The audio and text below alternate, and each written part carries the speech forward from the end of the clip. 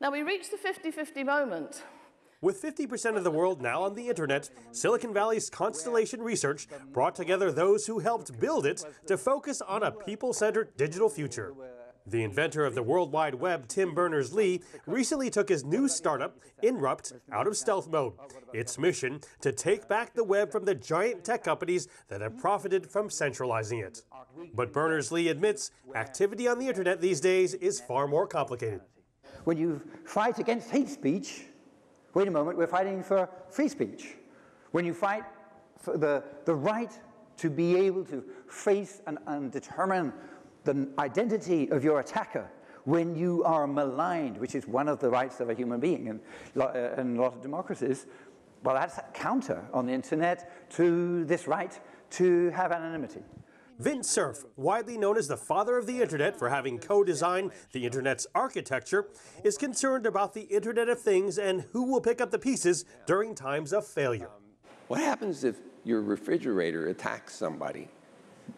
Do you send the refrigerator to its room, without feeding it or something? Or you unplug it, as punishment? It's not exactly clear where liability should be placed.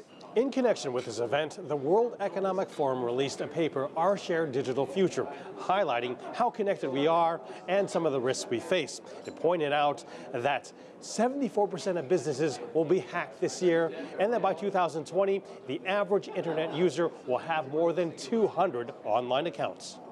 Computer science professor Wendy Hall has studied the growth of the internet and visited China many times, where she worked with colleagues at Tsinghua University. We have a big elephant in this room, and it's called China. She says the remaining 50% of users to go online will largely be composed of people in rural China, rural India, and rural Africa. In some ways, it's a safer place to be on the internet in China than it is in the West, because there's less crime, because the government have made it so. So you get this sort of safety versus loss of civil liberties in our terms. And of course, we can't pretend to understand what it is like to be in China. That's why Hall says in moving forward in carving out agreements on the governance of the internet, China, Africa, and India cannot be ignored. If we're going to have a people-centered internet and any sort of talk of what are your rights in the digital world, we have to think of that from a global point of view. Hall believes if the internet were to fragment along geographical or geopolitical lines, international trade could suffer. That includes confusion over where one should be taxed and holding companies and individuals responsible for doing harm on the internet to citizens of other countries. Mark New, CGTN, San Jose, California.